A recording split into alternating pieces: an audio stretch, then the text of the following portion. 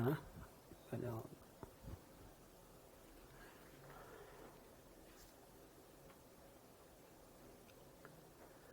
Good evening to all of you. कैसे हो आप सब? नमस्ते बेटा, नमस्ते। Good evening, good evening.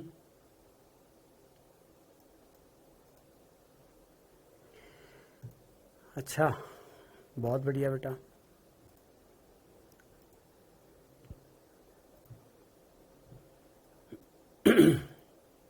और बताओ, क्वेश्चंस कर रहे हो आप?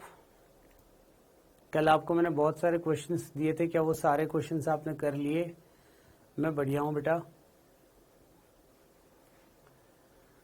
कल हम कुछ नामकरण पढ़ रहे थे, उन नामकरण पर बेस्ड मैंने कुछ क्वेश्चंस आपको दिए थे, है ना? तो क्या वो सारे क्वेश्चंस आपसे बन गए या कोई कंफ्यूजन, कोई डाउट है? सारे कर लिए, बहुत बढ़िया, बहुत बढ़िया।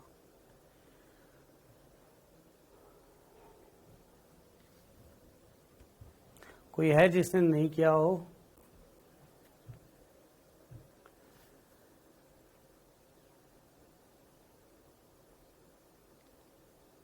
खुश रहो, सब खुश रहो, आराम से, बढ़िया। चलो टॉपिक पे आते हैं। पहले टॉपिक से फर्स्ट आप मुझे ये बता दो कि जो आपको मैंने टॉपिक बताया था लास्ट, यानी कि हमने यहाँ पर एल्डोक्सिम, इनमें सिन और एंटी इस तरीके से नहीं कर पाए। अच्छा बेटा, नहीं कर पाए, उसका तो क्या किया जा सकता है ये बताओ आप। डाउट है अगर तो वो तो फिर भी बताए जा सकते हैं, लेकिन क्वेश्चन नहीं किए तो उसका तो कुछ नहीं किया जा सकता ना। ट्राई तो करोगे। एक डाउट है, बहुत बढ़िया, कर लेंगे वो डाउट भी आपका सॉल्व, ठीक है ना? तो एजो यौगिक में मैंने आपको बताया था बेटा, सिन और एंटी अगर हम बात करें तो लोन पेयर अगर एक साइड पे हो तो क्या कहा जाएगा उसको? सिन। और अगर दोनों विपरीत दिशा में है तो उसे क्या कहा जाएगा? एंटी। ठीक है, इस पर बेस्ड कुछ क्वेश्चंस भी हमने कर लिए थे कि जितने भी एजो यौगिक हैं वो सब जीआई दर्शाते हैं। ऑक्सिम की बात करें तो दो प्रकार के आपको मैंने बताए थे, एक होता है एल्डोक्सिम और दूसरा होता है कीटोक्सिम। एल्डोक्सिम कौन से वाले पॉसिबल नहीं है बेटा?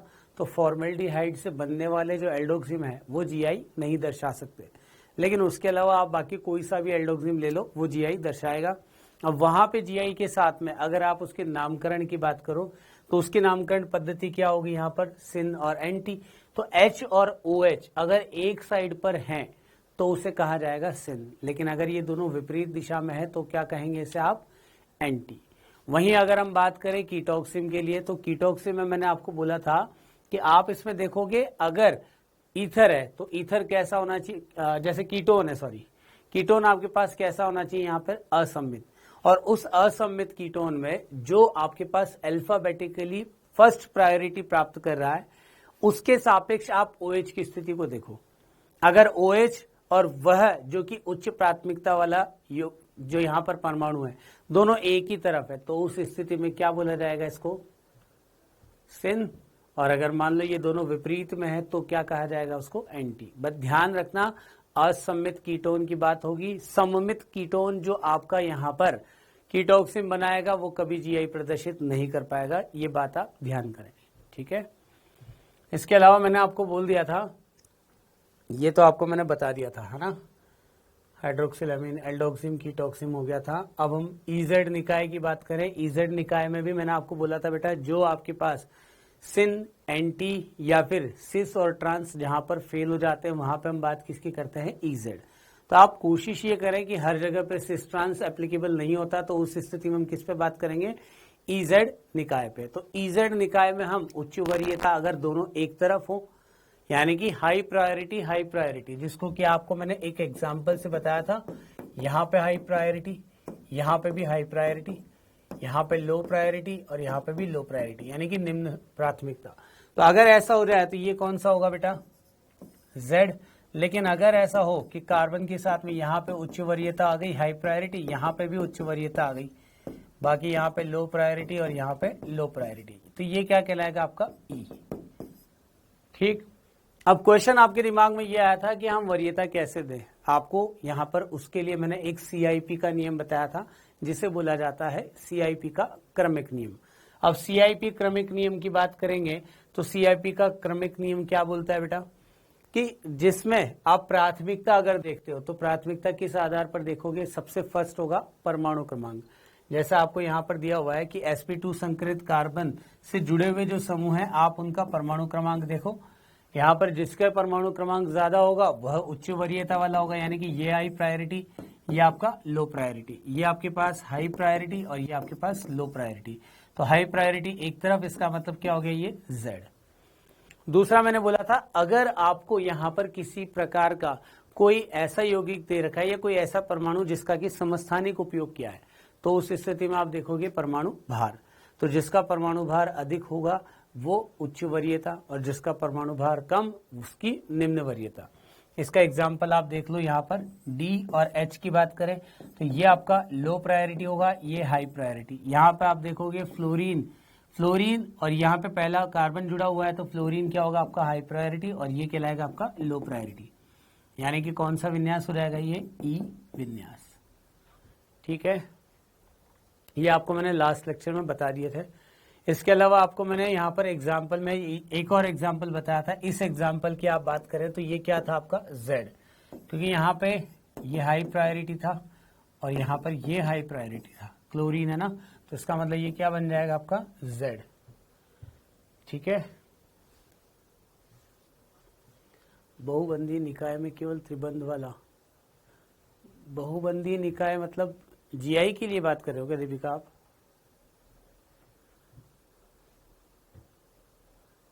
त्रिबंध वाला कैसे आएगा यहाँ पर, जीआई की बात कर रहे हो, स्ट्रक्चरल पूछ रहे हो या फिर कॉन्फॉर्मेशनल? पहले ये बताओ, आप लिख दो आप, तब तक मैं आगे बढ़ता हूं। बेटा इजेड का हिंदी नाम कोई नहीं पूछता ना। नियम नंबर 4 यहां पर, अच्छा ओके, तो वेट करो, अभी मैं पहुंचूंगा वहां पर भी।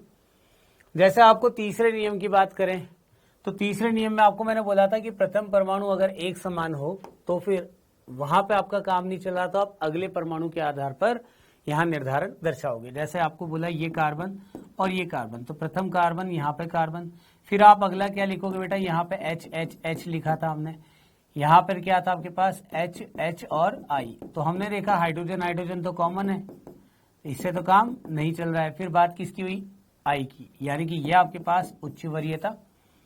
इस तरफ आप देखोगे तो पूरा CH2 और यहाँ पे भी पूरा CH2 इसको निर्धारण नहीं कर पा रहा है। लेकिन आप अगर अगले पे बढ़ोगे ना तो यहाँ पर तो आपके पास क्या होगा बेटा, C, यहाँ H और यहाँ पर H, अगले 3 परमाणु। यहाँ पर अगले 3 परमाणु में सबसे पहला तो क्या आएगा आपके पास, कार्बन, दूसरा भी कार्बन और तीसरा आएगा इसमें हाइड्रोजन, यानी कि ये आपके पास उच्च वरीयता। तो आप उच्च वरीयता और उच्च वरीयता के आधार पर आप लिखोगे Z। ठीक है बेटा, टेस्ट में तो ये जितना पढ़ाया जा रहा है ना पूरा आएगा, क्योंकि इस बार ऑर्गेनिक बिल्कुल भी नहीं आई थी, तो ऑर्गेनिक का पूरा पार्ट जितना पढ़ा रहा हूं ना मैं वो सारा आएगा, तो तैयार करते जाना आप। यानी कि आपका पहला चैप्टर भी पूरा आ जाएगा, दूसरा जितना मैं पढ़ा रहा हूं इस वेडनेसडे तक यानी कि बुधवार तक जितना भी आपका सिलेबस कंप्लीट हो जाएगा। अच्छा, टेस्ट इसी संडे को है क्या आपका, टेस्ट इसी संडे को है क्या आपका, बोलो। इस संडे को नहीं है ना आपका टेस्ट, नहीं है ना, तो नेक्स्ट जो टेस्ट होगा उसमें देखो करंट सेक्शन की बात करें तो उसमें पूरा का पूरा तो ऑर्गेनिक जितना आपको बोला गया है उतना, और साथ के साथ इनऑर्गेनिक के दोनों चैप्टर, यानी कि एक तो आवर्त सारणी और साथ के साथ केमिकल बॉन्डिंग। तो अब आप इस चीज के लिए तैयार रहें, सिलेबस आपको पूरा का पूरा मिलेगा। 2 टेस्ट बीच में स्किप हो चुके हैं, इसीलिए नेक्स्ट संडे होगा तो ध्यान रहे आपको इस बात का, दिवाली से पहले बम फूट जाएगा ना। चलो यहां तक की बात करें, अगर दिवाली से पहले आपका टेस्ट हो जाता है तो मैं आपको सिलेबस पहले बता चुका हूं, दोबारा ना पूछे। चलो अब टॉपिक पे आ जाओ। आपको यहां पे नेक्स्ट बोला गया था, ये तो तुलना हमने कर ही ली ना, CHH CHH सेम था। फिर आप नेक्स्ट पे बढ़ोगे तो CCH हो गया, यहां पर CHH हो गया, तो ये भी हमने कंपेयर कर लिया था। अब जरा इसके अगले परमाणु की बात करें, यानी कि ट्रिपल बॉन्ड के आधार पर। अच्छा, ये क्वेश्चंस किए थे क्या आपने, ये क्वेश्चंस कर लिए क्या? जल्दी से इसका विन्यास बता दो मुझे। यहां पर तो हम कर ही चुके, वैसे तो इस क्वेश्चन को तो बहुत आसानी से कर लिया हुआ। ये CH2 ये CH2 नहीं बता पाएगा, फिर यहाँ पे भी CH2 यहाँ पे भी CH2 नहीं बता पाएगा। ये आपके पास क्या हो जाएगा? High priority. ये आपके पास हो गया लो प्रायोरिटी। इस तरफ बढ़ोगे तो आप देखो ये आपके पास हाई प्रायोरिटी हो जाएगा ना, और ये हो जाएगा आपके पास लो प्रायोरिटी। ठीक है, तो यानी कि इसका विन्यास कैसा हो जाएगा आपका? ई। नेक्स्ट का आंसर बताओ जल्दी, इसका आंसर बताओ। ये वाला हो गया था क्या सबका? अरे सेकंड वाला पूछ रहा हूं बेटा मैं, क्या सेकंड वाला सबका हो चुका है क्या? आंसर दे दो यार। नीचे वाला Z, कितने स्टूडेंट हैं जिनका आंसर इससे डिफरेंट?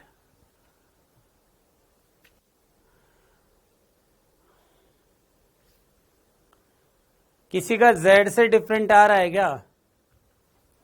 Z है तो सही है, लेकिन किसी का अगर डिफरेंट आ रहा हो तो बता दो। यहां पे आपको क्या करना है, पहले देख लेना है प्रथम परमाणु ऑक्सीजन था, तो यानी कि आप उसी के आधार पर देख सकते हो। यहाँ पे ऑक्सीजन है और यहाँ पे क्या है बेटा? कार्बन। तो यानी कि आप इसको क्या लिखोगे? High priority. इसको क्या लिखोगे आप? Low priority. इस तरफ में बात करेंगे तो देखो CH2 है, यहाँ पे CH के साथ अगला कार्बन है, यानी कि ये आपके पास हाई प्रायोरिटी। तो आप इसको क्या लिखोगे? Z ना। Z क्यों होगा? एक सेकेंड, आपने इसका मतलब गलत किया कुछ, डिस्कस कर ही लेते हैं इसको। कार्बन डबल बॉन्ड कार्बन, इस तरफ का तो सबको समझ में आ गया होगा कि ये क्लोरीन जो जुड़ा हुआ है, डायरेक्ट क्लोरीन को नहीं जोड़ना है, सीधा पहले जुड़े हुए परमाणु को। तो हमने देखा यहाँ पे ऑक्सीजन जुड़ा हुआ है, इसके साथ पहला क्या जुड़ा रहेगा? कार्बन। तो आप यहां पर क्या बोलोगे बेटा इसके लिए? तो ये लो प्रायोरिटी हो गया। अब जरा इधर बात करते हैं। पहला कार्बन था, यहां पे भी पहला कार्बन, इसके बाद हम अगले तीन परमाणु H, H और C लिख देंगे। यहां पर अगले परमाणु कौन से होंगे आपके पास? C, C, H। ठीक है, तो अब आप बताओ इसका क्या होगा? हाई प्रायोरिटी यहां पर है और हाई प्रायोरिटी यहां पर है, तो आंसर क्या आएगा बेटा? E आएगा इसका। ये आपका E होगा, ना कि Z। तो जिसने आंसर Z दिया है इसका वो गलत है। सेकंड वाले का Z आंसर दे रहे थे ना, E होगा ये। ठीक है, चलो आगे बढ़ते हैं। अब चौथा पॉइंट, जो किसी का डाउट भी था आप में से, शायद अभी ध्यान से समझ लेना, उसके बाद मैं आगे बढ़ाऊंगा। यदि बहुबंधीय निकाय आपके पास उपस्थित हो तब इसे आप एकल बंध निकाय में परिवर्तित कर लीजिए। यह एकल बंध निकाय काल्पनिक होता है। इसका एक एग्जाम्पल मैं दे रहा हूं बेटा आपको, साइनाइड। पहले एग्जाम्पल दे रहा हूं, तो साइनाइड को कैसे परिवर्तित करोगे? पहले तो इसको लिख लो आप एकल बंध के रूप में, यानी ऐसा मान लो कि यहां पर कोई द्विबंध या त्रिबंध नहीं है, सारे के सारे सिग्मा बंध है। अब उसके बाद ये जो कार्बन है, इससे जुड़ने वाले नाइट्रोजन कितने हैं? द्विबंध से जुड़ा हुआ है, तो एक बार आप नाइट्रोजन को यहां पे लिख दो और एक बार यहां पर नाइट्रोजन को लिख लो। वहीं अगर नाइट्रोजन की बात करेंगे तो नाइट्रोजन से भी तो कार्बन जुड़ा हुआ है, तो हमने क्या किया? यहां पे कार्बन और यहां पे कार्बन। तो इस प्रकार आपने इसको एकल बंध निकाय, जो कि काल्पनिक निकाय है, उसमें परिवर्तित कर लिया। ठीक है, अब इसके एग्जाम्पल से आप इसको समझो। अगला, जैसा आपको मैंने बोला था CH डबल बॉन्ड CH2, तो पहला काम तो आपने यहां तक क्या किया है? एकल बंध के रूप में लिख दिया। उसके बाद देखो इसके साथ में एक डबल बॉन्ड से कार्बन जुड़ा हुआ है, तो हमने क्या किया? यहाँ पे एक कार्बन एक बार लिख लिया। दूसरी तरफ कार्बन जुड़ा हुआ है, तो यहां पर भी एक बार कार्बन। तो ये हो गया आपके पास काल्पनिक निकाय। फिर आप अगला एग्जाम्पल देखो CHO। अब CHO में क्या होगा? CHO को पहले लिख लो आप एकल बंध के रूप में, यानी कि कोई पाई बंध नहीं। फिर आप देखो कि किसके बीच में बंध बना हुआ है। हमने देखा कार्बन और ऑक्सीजन के बीच में है डबल बॉन्ड, तो कार्बन के साथ ऑक्सीजन जुड़ा हुआ था, तो पहले एक बार कार्बन के साथ ऑक्सीजन को लिख लिया। फिर देखा कि ऑक्सीजन के साथ में भी कार्बन जुड़ा हुआ है, तो ऑक्सीजन के साथ भी आपने कार्बन को लिख दिया। तो जिसके साथ जितने बंध बन रहे हैं उतनी बार आप उसको लिख दोगे। तो एक्स्ट्रा में मतलब सिग्मा के बाद एक बार तो पहले ही लिख दिया ना आपने, उसके बाद एक बार और लिख दो, द्विबंध है तो। क्लियर बात सबको?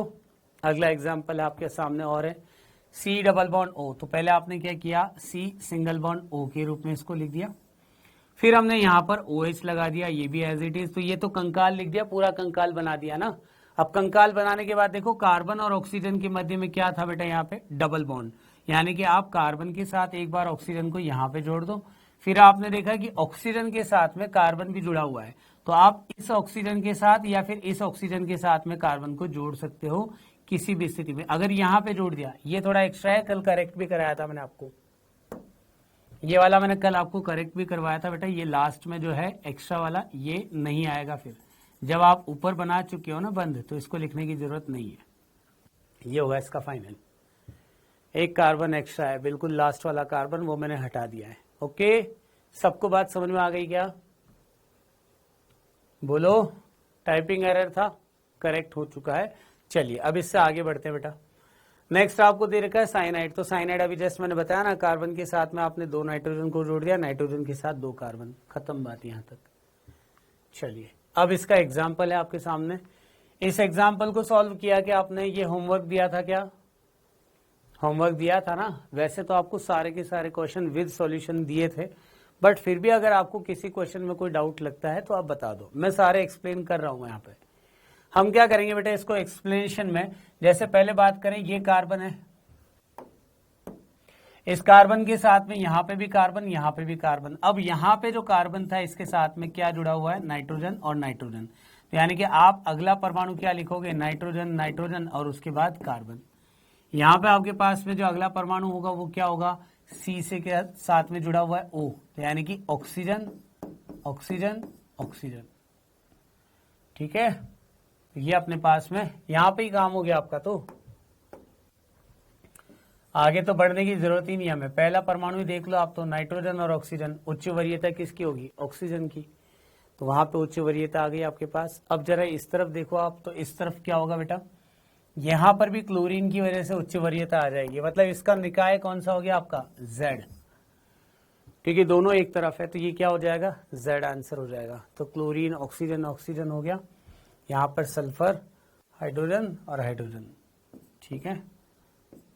नेक्स्ट पे आप देखोगे अगला जो यौगिक है, यानी कि ये वाला यौगिक, इस यौगिक पे आपके पास ऑक्सीजन ऑक्सीजन ऑक्सीजन, इधर नाइट्रोजन नाइट्रोजन नाइट्रोजन, ये हमने लिख दिया और उसके बाद वरीयता निर्धारित की, तो आप देखोगे ये आपके पास हाई प्रायोरिटी और ये हाई प्रायोरिटी। चलो इससे आगे,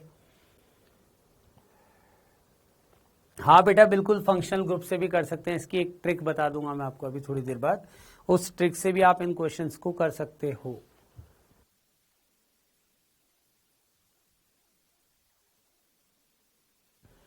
क्रियात्मक समूह को देख करके आप इसका आंसर बता सकते हो, कोई दिक्कत नहीं है। चलें आगे, अगला क्वेश्चन जो आपको दे रखा है, इसमें आप देखो पहला तो कार्बन था, हाइड्रोजन हाइड्रोजन, इसके बाद के बंद कौन से होंगे आपके पास, हाइड्रोजन हाइड्रोजन और कार्बन। यहां पर आपके पास कार्बन कार्बन कार्बन हो जाएगा, ठीक है ना। अब तो मैं डायरेक्ट सॉल्यूशन से बता देता हूं आपको, वो ज्यादा इजी रहेगा आपके लिए, टाइम भी कम लगेगा उसमें। तो जैसा आपने देखा पहला जो परमाणु है, इस तरफ आप अगर देखोगे तो CH2 से तो हमारा काम नहीं बन रहा है, तो फिर आप आगे बढ़ोगे तो OHH, इस तरफ आप अगर बढ़ोगे तो फिर क्या होगा, OHH, ठीक है। नेक्स्ट आप देखोगे कि पहले वाले से तो हमारा काम नहीं चल रहा था ना, इसी कारण हम अगले पे बढ़े हैं, तो OHH दोनों पे आया, OHH दोनों पे आया, तो आप नेक्स्ट की बात करोगे, तो नेक्स्ट पे अगर आपको कभी कोई संयोजकता नहीं दी हुई है तो आप वहां पे क्या मान लोगे, हाइड्रोजन मान लोगे। तो यहाँ पे नीचे की तरफ तो कुछ नहीं है, तो हमने क्या माना, हाइड्रोजन, ये हाइड्रोजन हो गया, और ऊपर की तरफ क्या हो जाएगा आपके पास, कार्बन। तो वरीयता किसकी ज्यादा होगी बेटा, हाई प्रायोरिटी। इसके बाद इस तरफ की अगर आप बात करेंगे तो इस तरफ क्या होगा, पहला CCH, तो ये आपके पास हाई प्रायोरिटी हो गया ना, समझ में आ गया, हाई प्रायोरिटी कौन सा होगा निकाय यहाँ पे, सिस या ट्रांस, मतलब E या Z। उच्च वरीयता के आधार पर करेंगे ना हम, क्योंकि इसमें कार्बन कार्बन हाइड्रोजन है, उच्च वरीयता हो गई, इसमें कार्बन हाइड्रोजन हाइड्रोजन, ये लो प्रायोरिटी हो गया, और ये भी आपका लो प्रायोरिटी, यानी कि सिस्टम कैसा हो गया आपका E, ठीक है। नेक्स्ट है अपना EZ कॉन्फ़िगरेशन के लिए अच्छा, ये इंग्लिश में जो लिखा हुआ है उससे तो कोई दिक्कत नहीं है ना, इसकी हिंदी अगर आप पूछो मुझसे तो मैं बता देता हूँ। निम्न यौगिकों में या निम्न अणुओं में ईजेड विन्यास बताइए, या निम्न यौगिकों में ईजेड विन्यास लिखिए, बस इतना सा है। तो ये मत बोलना सर हिंदी में बताओ, ठीक है। चलिए अब यहाँ पे बात करते हैं, कार्बन कार्बन डबल बॉन्ड था, तो पहला आपके पास था कार्बन, यहाँ पे भी कार्बन। उसके बाद हमने अगला लिखा, तो हाइड्रोजन हाइड्रोजन ऑक्सीजन है ऊपर, तो नीचे क्या होगा अपने पास में, हाइड्रोजन हो गया, उसके बाद ऑक्सीजन अगला। तो आप पहली प्राथमिकता देखोगे हाइड्रोजन हाइड्रोजन तो कॉमन है, अगला ऑक्सीजन।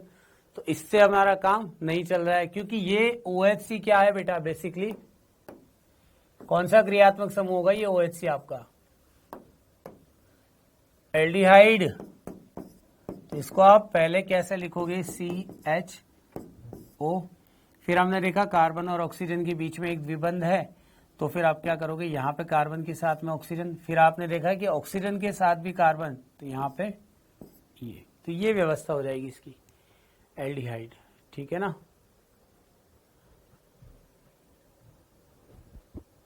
बेटा जो लेट आए हो आप पहले एक बार लेक्चर को फिर से रिवाइज कर लेना, उसमें अगर आपको कोई डाउट आता है आप मुझसे पूछ लेना, बट अभी मैं वापस से पूरी चीजें रिवाइज नहीं करवा सकता, ठीक है। तो चलो OHH के आधार पे और यहाँ पे OOH, तो आप सीधा देख पा रहे होंगे ये आपका हाई प्रायोरिटी, पता लग गया ना आपको, OHH। वहीं अगर आपको दे रखा है अगला इस तरफ, क्योंकि CCH से तो नहीं हो पा रहा था निर्धारण, तो हम अगले पे बढ़ेंगे, यहाँ पे HHH, यानी कि ये हो गया आपके पास लो प्रायोरिटी और यहाँ पे होगा आपका हाई प्रायोरिटी। ये प्रायोरिटी निकालना मैंने आपको बताया है अलग से, यहाँ पे डायरेक्ट आपके पास लिखा हुआ है, तो आप पहले खुद से सॉल्व करके देखना बेटा, क्योंकि कई बार क्या होता है आप अगर सिर्फ सॉल्यूशंस को देख करके और फिर प्रायिकता निर्धारण करोगे ना, तो जब आपको बिल्कुल केवल क्वेश्चन दे रखा हो और उसका सॉल्यूशन नहीं हो तो आपका दिमाग काम नहीं करेगा। इसीलिए मैंने कल आपको क्वेश्चंस के साथ साथ सॉल्यूशन भी दिया था, ठीक है। तो यहाँ पे आप लो प्रायोरिटी और हाई प्रायोरिटी दोनों को देखोगे तो हाई प्रायोरिटी सेम साइड है, आंसर क्या आएगा इसका, Z विन्यास, ठीक है बेटा। इसका आंसर बताओ जरा, क्या होगा इसका विन्यास, E या Z, बोलो जल्दी।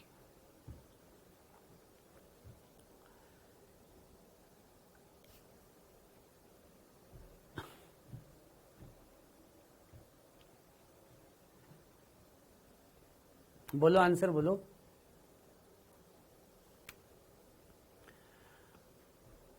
E और Z दोनों में से क्या आएगा, देखो बेटा एक बात ध्यान रखना, दो ही अपने पास ऑप्शन है, या तो E होगा और या फिर Z होगा। तो आप ये ना करें कि एक बार किसी ने Z आंसर दे दिया और दोबारा वो आंसर फिर E दे रहा है, तो वो मत करो भाई ये नहीं करना है आपको, ट्राई किया है ना एक्चुअल में तो ही आप आंसर दो, ऐसा यूं नहीं कि नहीं सर मुझे खुश करने से कुछ नहीं होगा। हाँ चलो इसमें कंपैरिजन कर लेते हैं, यहाँ पे कैसे कंपेयर करोगे, कार्बन पहला है, यहाँ पे भी पहला कार्बन, फिर हाइड्रोजन हाइड्रोजन, इससे तो काम नहीं चल रहा है। फिर आप अगले पे बढ़ोगे तो अगला क्या है यहाँ पे बेटा, कार्बन, और यहाँ पे आपके देखोगे तो डबल बॉन्ड। मुझे ये बताओ कि इन दोनों में से हाई प्रायोरिटी किसकी होगी, ये आपके पास 1 है और ये आपके पास 2, बताओ 1 और 2 में किसकी हाई प्रायोरिटी होगी, बोलो जल्दी। ई विन्यास, ठीक है अभी पता लग जाएगा वो ई विन्यास है या जेड विन्यास है। पहले ये बताओ आप 1 और 2 में किसकी हाई प्रायोरिटी होगी, 1 की हाई प्रायोरिटी। क्यों, डबल बॉन्ड है यहाँ पे, डबल बॉन्ड में मैंने आपको बोला था कि कार्बन कार्बन, ठीक है ना। तो आप यहाँ पर तो कार्बन कार्बन और हाइड्रोजन लिखोगे, यहाँ पे आपके पास क्या होगा, हाइड्रोजन, उसके बाद कार्बन, फिर कार्बन। तो फर्स्ट वाला जो है उसको आप क्या लिखोगे बेटा, यहाँ पर हाई प्रायोरिटी हो गया। अब जरा इस तरफ आ जाओ, इस तरफ आपने पहला तो लिखा कार्बन, यहाँ पे भी कार्बन है, लेकिन अब आपको ये बात समझ में आ रही होगी कि ट्रिपल बॉन्ड है ना अगर, तो इसका मतलब तीनों पे ही कार्बन कार्बन होंगे। तो अब तीनों पे अगर कार्बन कार्बन है तो ऊपर वाला या ये नीचे वाला, किसको आप हाई प्रायोरिटी दोगे, इसको या इसको, ये 1 और ये 2, बताओ फर्स्ट या सेकंड कौन सा हाई प्रायोरिटी होगा। अब सेकंड वाला आपका हाई प्रायोरिटी होगा, क्यों, क्योंकि ट्रिपल बॉन्ड आ रहा है, और मैंने आपको बोला था कि जब भी ट्रिपल बॉन्ड आया है, क्या कर रहे हो भाई, क्या कर रहे हो, ट्रिपल बॉन्ड होगा या सिंगल बॉन्ड होगा हाई प्रायोरिटी? नीचे सेकंड वाला होगा ना, ऊपर वाला 1 क्यों बता रहे हो फिर? यहां पर आपके पास हाई प्रायोरिटी होगी ये, क्योंकि ट्रिपल बॉन्ड आपको दिखाई दे रहा है और ऊपर क्या है आपके पास एकल बंध है, और एकल बंध में आप देखोगे तो पहला कार्बन था यहां पर, उसके बाद में फिर आप देखोगे तो संयोजकता के आधार पे हम आगे बढ़ेंगे ना। मैंने आपको बोला था काल्पनिक नियम है, यहां पर आप संयोजकता पूरी करने की कोशिश ना करें, ठीक है। ट्रिपल बॉन्ड को आप यहाँ पे प्राथमिकता दोगे तो उस आधार पे इसका विन्यास क्या हो जाएगा आपका ई, बिल्कुल करेक्ट है। इसका बताओ जरा, यहां पे आपके पास COOH और यहां पे आपके पास है CHO, बताओ फटाफट। पहले तो ये बता दो मुझे कि कौन सा, ये है 1, ये है 2, ये है 1 और ये है 2, ये आपके पास में लेफ्ट और ये आपके पास राइट। अब आप कमेंट करके मुझे बताओ लेफ्ट साइड पे हाई प्रायोरिटी किसे दी जाए और राइट साइड पे हाई प्रायोरिटी किसे देंगे? फटाफट आंसर दे दो। अब आप जल्दी से आंसर दो इसका।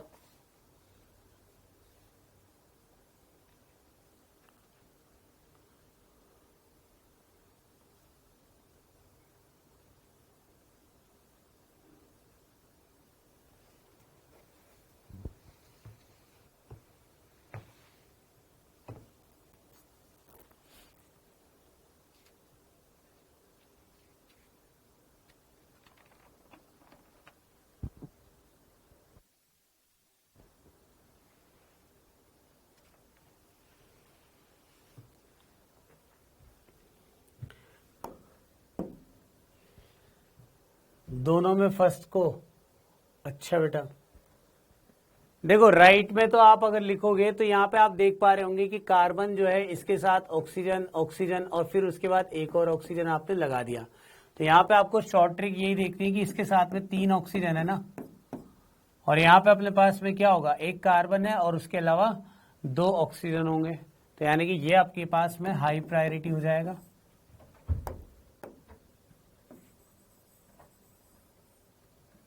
ठीक है ना, और ये आपके पास लो प्रायोरिटी। अब जरा इस तरफ बात करेंगे लेफ्ट साइड पे। अब लेफ्ट साइड पे क्या होगा बताओ, CH2 दे रखा है एक तो और एक CH3 दे रखा है। तो अगर मैं देखूं पहला तो कार्बन है, लेकिन उसके बाद में अगर आप लिखोगे तो HHC और यहां पे क्या होगा बेटा HHH, यानी कि ये आपके पास हाई प्रायोरिटी और इसका विन्यास क्या होगा हाई प्रायोरिटी के आधार पर Z विन्यास। क्या इससे डिफरेंट किसी का आंसर आया हो तो वो बता दो, क्या इससे डिफरेंट आंसर आ रहा है क्या आपका? जल्दी बोलो भाई, नहीं आ रहा ना, सबका सेम ही आंसर है, ठीक है बेटा कोई बात नहीं। तो आपको ये बात तो समझ में आ गई ना कि जितने बॉन्ड जिसके साथ बने हो, जिसके बॉन्ड, ये लाइन आपको समझ में आ गई जो मैंने आपको बोला था। जैसे यहां पे देखो मैंने COOH बनाया हुआ है बेटा, कार्बन डबल बॉन्ड कार्बन आपको दे रखा है, उसके बाद ये OH।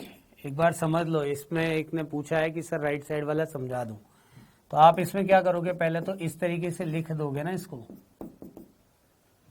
मैंने बोला था आपको डबल बॉन्ड है तो डबल बॉन्ड मत लगाओ। उसके बाद फिर देखो कि कार्बन ने ऑक्सीजन के साथ डबल बॉन्ड बनाया है, तो आप क्या करोगे, एक बार ऑक्सीजन को लिख दोगे, फिर देखोगे कि ऑक्सीजन ने भी तो कार्बन के साथ, तो यहाँ पे तो ये आपके पास रहेगा। तो इसमें आप क्या बोल सकते हो, 3 ऑक्सीजन परमाणु होंगे, ये ऑक्सीजन, ये ऑक्सीजन और ये ऑक्सीजन, ये नेक्स्ट परमाणु ही है। तो इस आधार पर आप इसको हाई प्रायोरिटी लिखोगे। जबकि अगर बॉन्ड ज्यादा हो, तो कैसी बात कर रहे हो यार, बॉन्ड ज्यादा कितने होंगे? काल्पनिक नियम मैंने बोला सिग्मा पाई की, तो मैं बात नहीं कर रहा हूं ना। और अगर बंध ज्यादा हो तो कितने ज्यादा होंगे, 10, 12, 15, क्या इतने बंध हो सकते हैं कार्बन के पास? ठीक है, तो अब जैसे आपको अगर बोला जाता है, ये क्वेश्चन हो गया ना आपका क्लियर, ये क्वेश्चन समझ में आ गया आपको? जितने बॉन्ड जिसके साथ बने हों उसके नेक्स्ट उतने ही परमाणु आप लगा दो। लिख देता हूं मैं,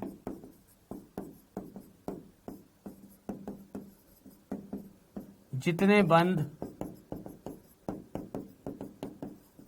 जिसके साथ बने हो उतने ही परमाणु अगले उसके साथ, उसके मतलब यहां पे केंद्रीय परमाणु जिस पे आप कैलकुलेशन कर रहे हो।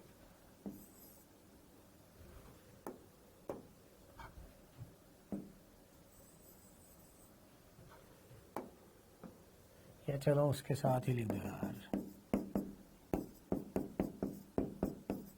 और इसका एक एग्जाम्पल आप ये वाला लिख देना साथ के साथ, ये एग्जाम्पल आप इस पे लिख देना ताकि आसान हो जाएगा आपके लिए। नेक्स्ट इसका आंसर बताओ जल्दी। अब देखो यहाँ पे आपको दिखाई दे रहा होगा कार्बन जो है वो ट्रिपल बॉन्ड, तो मैं क्या कर दूंगा यहाँ पे भाई, इस पे कार्बन के साथ में 3 नाइट्रोजन लिख दूं, ट्रिपल बॉन्ड है। यहां पे आपके पास में क्या आ जाएगा बेटा, कार्बन के साथ में डबल बॉन्डेड, तो ऑक्सीजन ऑक्सीजन ऑक्सीजन। ठीक है, यहां पे देखो आप CH2OH और यहां पे COH, तो इस जगह पे अपने पास में क्या होगा, यहां पे क्या होगा CHO में। बताओ किसकी प्रायिकता ज्यादा होगी, CHO में बोलो जल्दी से, CHO बताओ।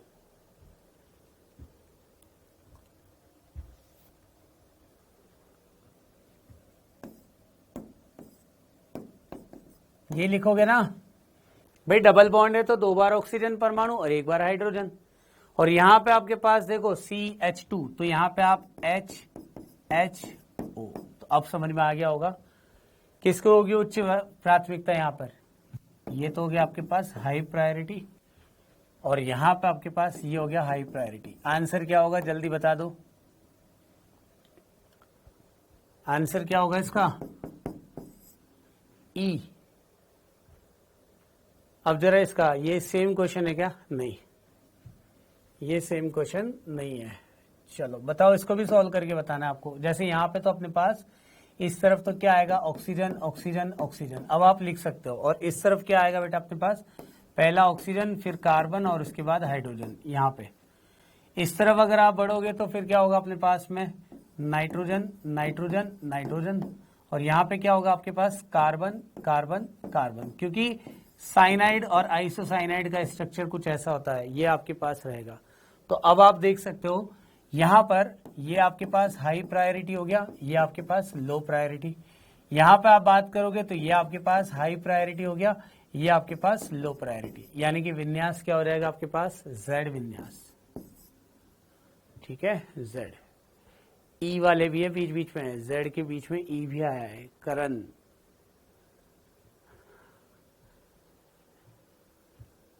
ठीक है, E कैसे होगा, E कैसे होगा बताना जरा। एक स्टूडेंट ने आंसर, ये गलत हो गया, बताना जरा E कैसे होगा, ज्योति वर्मा।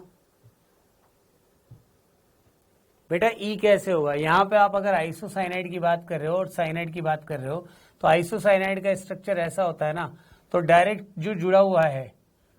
अच्छा, अब समझ में आ गया, पहले ही कार्बन देखोगे, यहां पे कार्बन और यहां पे,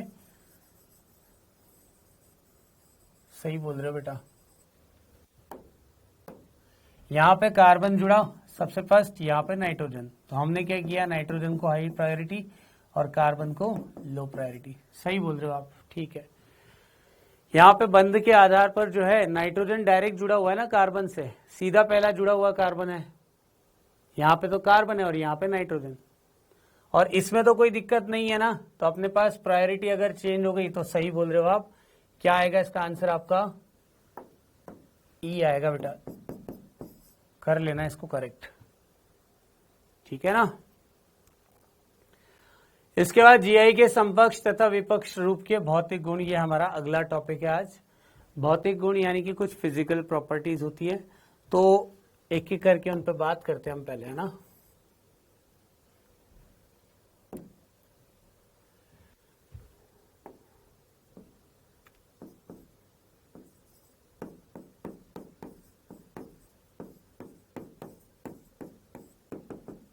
भौतिक गुण यानी कि फिजिकल प्रॉपर्टीज। अच्छा एक बात बताओ मुझे, एक टॉपिक है अपना डाइपोल मोमेंट यानी कि द्विध्रुव आघूर्ण, क्या ये पढ़ा हुआ है क्या आपने पहले? वैसे तो मैंने केमिकल बॉन्डिंग में पढ़ाया आपको, डाइपोल मोमेंट पढ़ा हुआ है क्या सबने? बोलो भाई बोलो।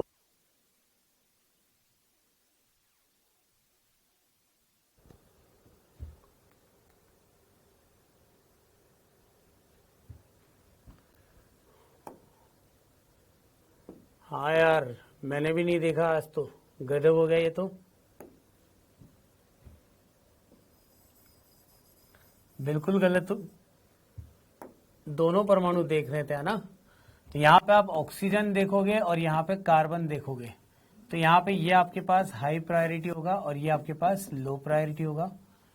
इस तरफ आपके पास है, सही बोल रहे हो, आंसर तो जेड ही होगा। ज्योति के कहने पे मैंने सिर्फ एक साइड का देखा बेटा आंसर, इसी वजह से ये गलती हुई है, तो प्लीज ठीक है ना। नोबिता ने बिल्कुल सही बता दिया। हाँ देख लो, एक छोटी सी दुर्घटना जो है वो कितना बड़ा कारण बन गई, एक छोटी सी गलती। ध्यान केवल एक तरफ देख लिया, दूसरी तरफ देखा ही नहीं। सारे स्टूडेंट जेड जेड जेड बोल रहे, एक स्टूडेंट ने ई बता दिया और ई का उसका रीजन बताया कि सर यहां पे आप प्रायिकता देखो नाइट्रोजन की वजह से। तो जिसने प्रायिकता बताई उसने ये नहीं बताया कि सर दूसरी तरफ ऑक्सीजन भी तो देखो। करेक्ट है। अगर आप देखना, ये चीज ध्यान रखना, अगर यहां पे आप प्रायिकता के आधार पर देखते हैं, जैसे कि कार्बन पहले जुड़ा हुआ हो, ठीक है ना,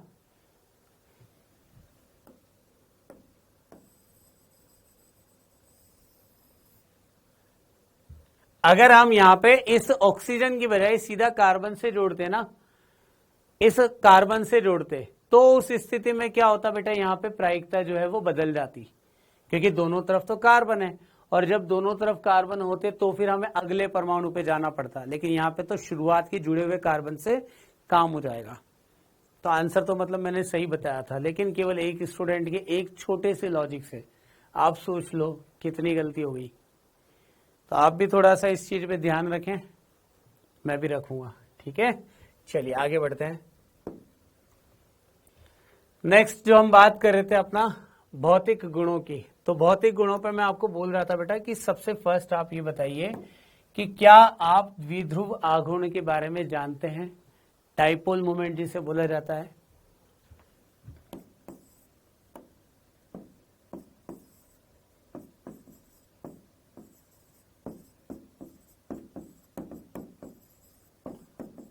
द्विध्रुव आघूर्ण जिसे म्यू से दर्शाया जाता है और लिखा जाता है इसको डाइपोल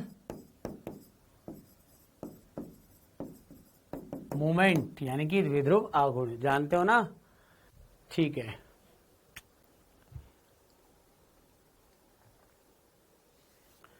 वंडरवॉल मूवमेंट नहीं होता बेटा, वंडरवॉल स्ट्रेन होता है, और वो हम कॉन्फॉर्मेशन यानी कि संरूपण में पढ़ चुके, यहां पे अब उसकी बात नहीं कर रहे हैं, ठीक है। वंडरवॉल स्ट्रेन जरूर होता है। चलो अब बात करते हैं द्विध्रुव आघूर्ण की। द्विध्रुव आघूर्ण का जो सामान्य सूत्र आपने देखा होगा वो कैसा होता है, म्यू बराबर क्यू इंटू डी। म्यू बराबर क्यू इंटू डी का मतलब क्या होगा, क्यू यहां पर क्या दर्शाएगा, आवेश को, और डी क्या बताएगा, दोनों समूहों के मध्य की दूरी, ठीक है। अब अगर ऐसा हो जाए कि यहां पर क्यू और डी का जो प्रोडक्ट है वो बढ़ेगा, तभी तो आप बोलोगे द्विध्रुव आघूर्ण का मान बढ़ेगा, हाँ या ना।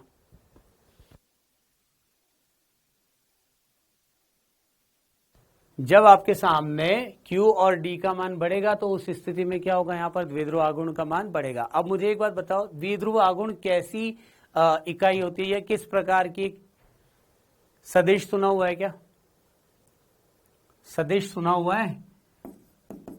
द्विध्रुव क्या है बेटा, द्विध्रुव आघूर्ण एक सदिश राशि होती है, यानी कि वेक्टर क्वांटिटी जिसे आप बोल सकते हो। अब ये सदिश अगर है तो फिर इसके लिए आपने एक नियम भी पढ़ा होगा, जिस प्रकार से हम वेक्टर को पढ़ते हैं तो उसको एक दिशा के रूप में आपको देखना पड़ेगा, यानी कि उसकी दिशा क्या होगी, उच्च यानी कि हाई इलेक्ट्रोनेगेटिविटी, और लो इलेक्ट्रोनेगेटिविटी। बताओ मुझे किस तरफ से होगी? सदिश राशि तो ठीक है, लेकिन आप मुझे बताओ कि इसकी विद्युत ऋणता उच्च से निम्न या निम्न से उच्च? कौन किस तरफ मूव करेगा? यहां पर आवेश किस तरफ से गमन करेगा? उच्च विद्युत ऋणता से निम्न विद्युत ऋणता या निम्न विद्युत ऋणता से उच्च विद्युत ऋणता?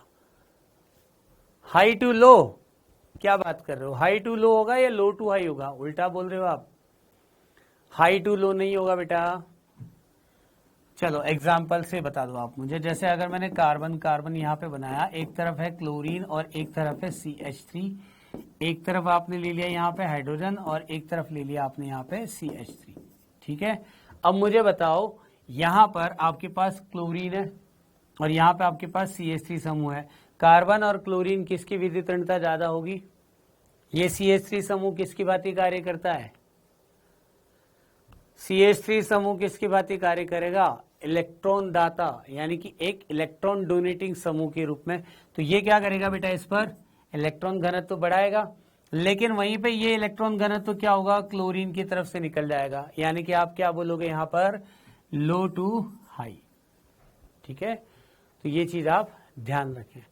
उसके बाद अगर आपको बोला जाए, ये एक एग्जाम्पल समझ में आ गया ना, लो टू हाई। अगर आपको कहीं पे लोन पेयर दे रखा है तो फिर क्या होगा? ये जिस तरफ से आपके पास में एकाकी युग्म हो, यानी कि लोन पेयर, उस दिशा से ये गमन कर जाएगा। जैसे कि आपको मैं एग्जाम्पल पहले भी बताया था, अभी फिर बता रहा हूं। यहां पे आप देख लो NH3। अब NH3 की बात करोगे तो यहाँ पे नाइट्रोजन के साथ में जो एकाकी युग्म है और हाइड्रोजन, तो इसकी दिशा क्या होगी बेटा? ये दिशा। ये तीनों तो क्या करेंगे? इसे इलेक्ट्रॉन घनत्व प्रदान करेंगे और ये इस दिशा से चला जाएगा, ठीक है ना। तो लोन पेयर जो है उसकी तरफ आप इसको गतिशीलता देखोगे। यहां तक की बात क्लियर हो गई?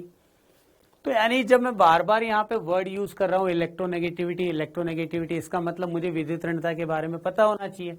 और विद्युत ऋणता आप किन किन के बारे में बता सकते हो वो भी आपको मालूम होना चाहिए। तो पहले आप देखो, आपने ये सुना हुआ है sp3, sp2 और sp, इनमें जो विद्युत ऋणता होती है वो प्रतिशत s गुण के समानुपाती होती है। जैसे आप देखोगे कि अगर हम यहाँ पे sp3 की बात करेंगे तो प्रतिशत s गुण कितना होता है बेटा? इसमें 25%। sp2 की बात करोगे तो 33.33% और sp की बात करोगे तो 50%। यानी कि विद्युत ऋणता सबसे ज्यादा किसकी होगी बेटा? sp की विद्युत ऋणता सबसे ज्यादा होगी। और अगर कभी आपको वैल्यू के बारे में बोला जाए, वैल्यू जैसे कि क्लोरीन की बात आ गई, तो क्लोरीन की विद्युत ऋणता कितनी होती है? 3। वहीं अगर आपको एक sp2 कार्बन की विद्युत ऋणता बोल दिया गया ना, तो ये एक डेटाबेस है जो आप याद कर सकते हो। इसका मान होता है 2.75। ये En का मान है sp2 कार्बन, क्योंकि मैं जब भी आपको डबल बॉन्डेड सिस्टम की बात करूंगा तो वहां पे sp2 कार्बन आएगा ही आएगा। तो अगर आपको बोला जाए कि किसी एक sp2 संकरित कार्बन के साथ एक CH3 समूह जुड़ा हुआ है, तो CH3 समूह तो sp3 संकरित हुआ। अब दिशा की बात होगी तो क्या होगी बेटा? आपका लो टू हाई।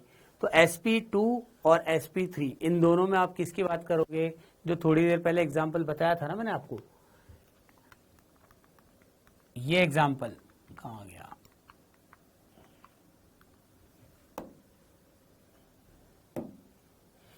यहां पे मैंने आपको CH3 बोला था, तो CH3 क्या है बेटा? ये sp3 और ये कार्बन क्या है आपका? sp2। तो आप इसमें कंपेयर कर सकते हो कि sp2 जो है, इसकी बात करें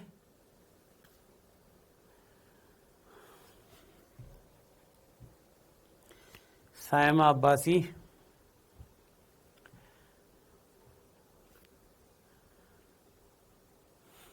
सिर्फ वंडरवल बल होता है क्या? वंडरवल जो आपको मैंने नहीं बताया गया इससे पहले कॉन्फर्मेशन में, संरूपण पढ़ाया था, वहां पे हमने कुछ तनाव की बात की थी। तो जहां पे तनाव की बात की थी उसमें से एक तनाव का नाम वंडरवल तनाव भी था। तो अगर इस चैप्टर में आप मुझसे वंडरवल तनाव की बात करोगे तो आप तनाव में आ जाओगे, ठीक है ना। और अगर आप उस जगह पे ये आंसर देते हो कि सर वंडरवल बल होता है, तो बेटा आप केमिकल बॉन्डिंग का क्वेश्चन यहां ना पूछो। चलो अभी आ जाते हैं अपने मुद्दे पे। तो अब जैसे आपको मैंने बोला यहाँ पे विद्युत ऋणता के आधार पर इनमें परिवर्तन आएगा। तो चलिए अब टॉपिक पे आ जाते हैं हम। पहला आपको दे रखा है यहाँ पे द्विध्रुव आघूर्ण। तो अणु में द्विध्रुव आघूर्ण की उत्पत्ति उसके आकार के कारण और परमाणुओं के मध्य में विद्युत ऋणता के अंतर के कारण उत्पन्न होती है, यानी कि डेल्टा ई एन के कारण। अगर डेल्टा ई एन का मान बहुत ज्यादा होगा, डेल्टा ई एन का मान बहुत ज्यादा होगा, तो क्या मैं बोल सकता हूं उसका द्विध्रुव आघूर्ण भी उतना ही ज्यादा होगा? बोल सकते हैं ना। तो इसको आप समझने के लिए एक एग्जांपल देखो, जैसे ब्यूट2इन दे रखा है। अब इसका नाम पहले लिख लोगे तो समान समूह आपके पास एक तरफ है, यानी कि सिस 2 ब्यूटीन। अब आप देखो ये इस दिशा में आ रहा है और ये भी इस दिशा में। क्यों? क्योंकि यहां पर जो आपके पास CH3 समूह है ये sp3 संकरित है, जबकि यहां पर भी sp3, और ये क्या है कार्बन आपका sp2। तो आप देखोगे कि कार्बन जो है वो sp2 हुआ और यहाँ पे आपके पास sp3 संकरित कार्बन है। तो दिशा क्या होगी? निम्न विद्युत ऋणता से और उच्च विद्युत ऋणता की तरफ, यानी कि ये इस तरीके से दिशा दर्शाएंगे। तो ऐसी स्थिति में इसको आप अगर द्विध्रुव आघूर्ण की बात करोगे तो नॉट इक्वल टू 0 बोलोगे ना। द्विध्रुव आघूर्ण क्या होगा इस स्थिति में? Not equal to 0। और अगर आप उसका प्रायोगिक मान लिखना चाहते हो सिस 2 ब्यूटीन का, तो उसका मान कितना होगा बेटा? 0.33 डिबाई। डी का मतलब डिबाई। तो ध्यान रहे ये आपका जो मान दे रखा है ये प्रायोगिक मान है सिस 2 ब्यूटीन, क्योंकि एनसीईआरटी में एक जगह पे इसका मान दिया हुआ है और एक बार पूछा भी गया है। तो सिस 2 ब्यूटीन का अगर प्रायोगिक मान आप देखोगे तो 0.33 डिबाई, लेकिन हम इसको ऐसे याद रख सकते हैं म्यू नॉट इक्वल टू 0। ठीक है। अब इसके बाद अगर आप इस तरफ बात करेंगे तो यहाँ पे देखो ये आपके पास CH3 और ये CH3, तो ये तो इस दिशा में आ रहा है लेकिन ये इस दिशा में। तो अब आप अगर बात करेंगे दोनों के दोनों क्या होंगे? कैंसिल आउट सदिश आपने पढ़ा हुआ है। यहाँ पे हम बोलेंगे कि ट्रांस 2 ब्यूटीन, और इसके लिए जो म्यू का मान होगा वो क्या होगा आपका? 0। मुझे बताओ कौन चुंबकीय व्यवहार दर्शाएगा और कौन चुंबकीय व्यवहार नहीं दर्शाएगा? जहां पे म्यू इक्वल टू 0 हुआ, द्विध्रुव आघूर्ण का मान यहाँ पर 0 है। क्या मैं इसको प्रतिचुंबकीय बोलूं या अनुचुंबकीय? बताओ। चुंबकीय व्यवहार यहाँ पे कंपेयर किया जा सकता है क्या? चुंबकीय व्यवहार यहाँ पे दर्शाया जा सकता है क्या बेटा? फर्स्ट वाला जो यहाँ पर उपस्थित होगा आप देखोगे mu is not equal to 0, इसका मतलब तो आपके पास में ये चुंबकीय व्यवहार की बात की जाएगी क्या द्विध्रुव आघूर्ण में? अगर मैं डाइपोल मोमेंट बोल रहा हूं तो क्या मैं चुंबकीय व्यवहार की बात थोड़ी ना करूंगा यार। अक्सर स्टूडेंट कंफ्यूज इसी चीज की वजह से होता है कि सर ने बोला है म्यू। तो आप देखना द्विध्रुव आघूर्ण के लिए भी म्यू होगा और मैग्नेटिक मोमेंट के लिए भी म्यू। तो यहां पर आपको चुंबकीय व्यवहार की बात नहीं करनी है, केवल ये देखना है ध्रुवीय होगा या अध्रुवीय होगा। मेन मुद्दा क्या था मेरा? ये आपके पास ध्रुवीय होगा या अध्रुवीय होगा? अब बताइए आप मुझे। जहां पर म्यू नॉट इक्वल टू 0, इसका मतलब ये क्या होगा आपका? ध्रुवीय। और अगर आपको म्यू इक्वल टू 0 दे दिया, इसका मतलब क्या होगा बेटा? अध्रुवीय। ये बात समझ में आ गई क्या? हाँ बेटा बिल्कुल, ये लो इंग्लिश में भी ले लिया। ये पोलर और ये हो जाएगा आपके पास नॉन पोलर। मैं दोनों लैंग्वेज में पढ़ा सकता हूं, डोंट वरी। ठीक है ना, दोनों लैंग्वेज में कंफर्टेबल हूं मैं। चलो अब बात करते हैं हम अगले एग्जांपल पे। 1 क्लोरोप्रोपीन। अब यहाँ पे 1 क्लोरोप्रोपीन में ये क्लोरीन और ये CH3, थोड़ी देर पहले बताया भी था क्लोरीन की विद्युत ऋणता ज्यादा होगी, तो यानी कि दिशा क्या होगी बेटा? ये इस दिशा से और ये इस दिशा से। तो क्या होगा यहाँ पर? नाम तो इसका क्या होगा? देखो समूह एक ही दिशा में है तो आप समूह के आधार पर तो इसका नाम क्या रखोगे? सिस 1 क्लोरोप्रोपीन। 1 क्लोरोप्रोपीन क्योंकि फर्स्ट पोजीशन पे क्लोरीन है और उसको विशेष समूह मानते हुए हम देख रहे हैं कि ये दोनों के दोनों एक ही तरफ है, क्योंकि दूसरी तरफ तो आपको हाइड्रोजन हाइड्रोजन दिया हुआ है ना, तो आप इसको क्या बोलोगे? सिस। जबकि दूसरा क्या होगा यहाँ पे? ट्रांस। अब ट्रांस में भी बात कर लो, ये इस तरफ से विद्युत आवेश जैसा आप बोल सकते हो और इस तरफ से ये आवेश इस तरफ चला जाएगा, तो दिशा के आधार पर आप क्या बोलोगे? ट्रांस और सिस। कहां पर क्या म्यू का मान होगा? म्यू इक्वल्स टू 0 कहां पे लिखूं? फर्स्ट वाले में क्या लिखा जाएगा? म्यू इक्वल टू 0 या mu naught equal to 0?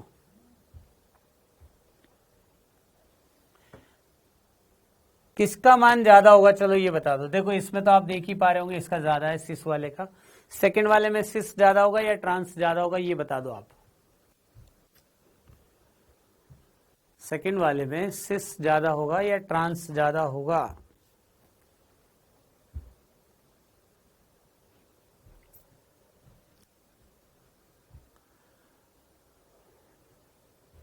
Second case में सिस ज्यादा होगा या ट्रांस ज्यादा होगा बेटा?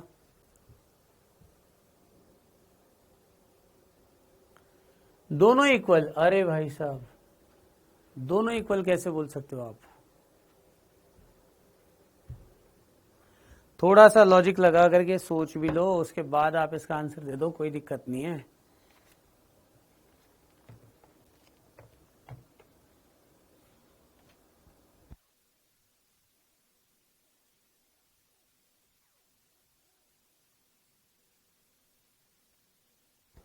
किसका ज्यादा होगा भाई? ट्रांस ज्यादा होगा। अच्छा चलो आ जाओ डिस्कशन पे। मुझे एक बात बताओ पहले तो कि क्लोरीन और sp2 युक्त कार्बन दोनों में से किसकी विद्युत ऋणता ज्यादा होगी? मैंने बोला था क्लोरीन होता है आपका 3.0 और sp2 कार्बन जो है वो कितना होता है आपके पास 2.75, तो इसकी विद्युत ऋणता ज्यादा होगी, ठीक है ना। तो यहां पर विद्युत ऋणता सिस वाले में इस दिशा में होगी, ये बात तो सबको समझ में आ गई ना। इस तरफ अगर हम बात करेंगे तो यहां पर से तो क्या होता है बेटा, आवेश आ रहा है और इस तरफ जा रहा है। और एक मैंने लाइन आपको बताई भी थी, बिल्कुल सही बोला दीपिका आपने, केमिकल बॉन्डिंग में कि सिस जो है सामान्यतया अधिक दर्शाता है ट्रांस की अपेक्षा। वहां एक वर्ड बोला था मैंने कि सामान्यतया किसमें म्यू का मान ज्यादा होता है? सिस में, ट्रांस की अपेक्षा। और इस चीज को आप समझ भी सकते हो, चाहो तो सदिश के लिए आप एक फॉर्मूला याद करो, μ1 square plus μ2 square plus μ1 μ2 cos theta. Theta का मान 0 डिग्री और थीटा का मान 180 डिग्री। कुछ याद आया? आप यहाँ पे कोण को भी चेक कर सकते हो ना। तो आप बताओ यहाँ पर तो कितने डिग्री हो रहा है और यहाँ पर कितना डिग्री होगा? कहाँ ज्यादा होगा, 0 डिग्री या 180 डिग्री? अगर मैं बोल रहा हूं यहां पर तो बेटा इस तरफ से आ रहा है और इस तरफ से आवेश जो है निष्कासित होता जा रहा है, तो ये 180 डिग्री हुआ। यहां पर आपके पास में क्या होगा, बंद कोण का मान कुछ कम। अब बोल दो आंसर, सिस ज्यादा या ट्रांस ज्यादा? अब तो बता ही सकते हो यार, सिस या ट्रांस? सिस ज्यादा होगा बेटा।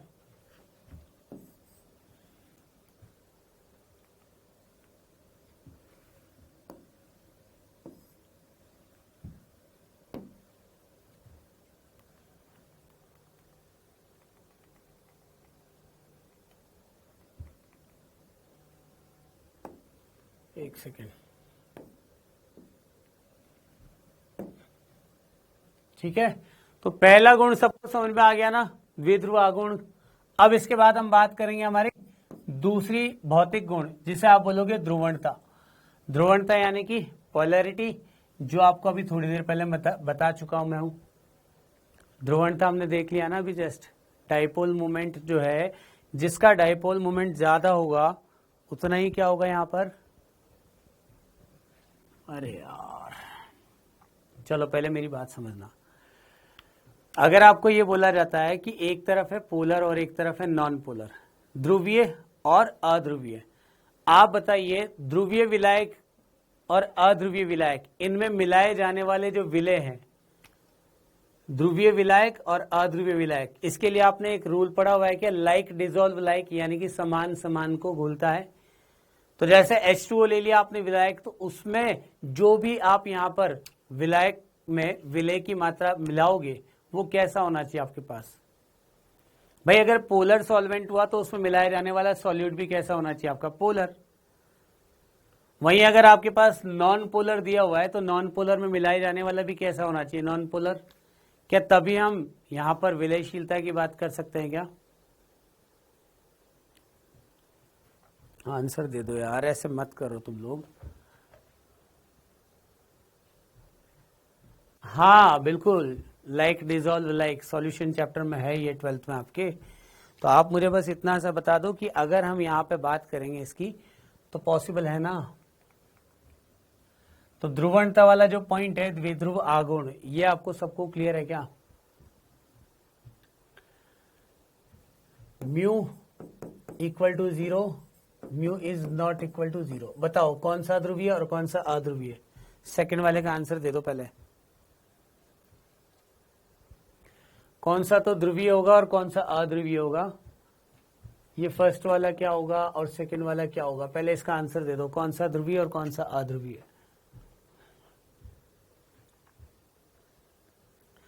सेकंड वाला तो क्या होगा आपका? ध्रुवीय। और फर्स्ट वाला क्या होगा बेटा आपका? अध्रुवीय। ये बात समझ में आ गई? तो ध्रुवणता तो आप बता सकते हो ना, यहां पर ध्रुवणता बता सकते हो या नहीं?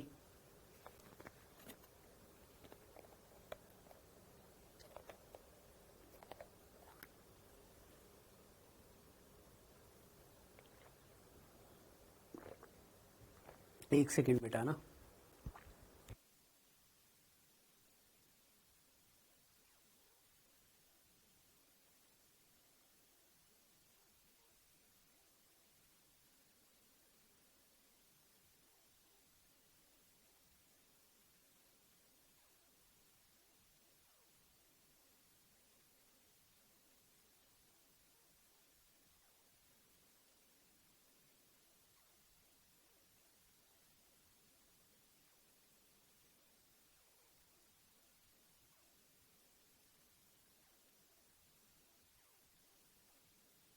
हाँ जी,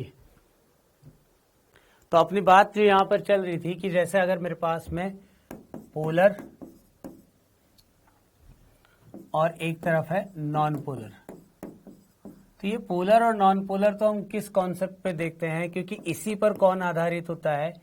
विलयशीलता।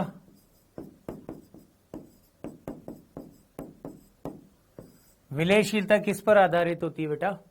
जब आपको ये पता नहीं होगा कि कौन सा ध्रुवीय है और कौन सा अध्रुवीय है, तो यानी कि जो हमने पहला आपका पढ़ा यहाँ पर पॉइंट, वो था द्विध्रुव आघूर्ण मींस डायपोल मोमेंट।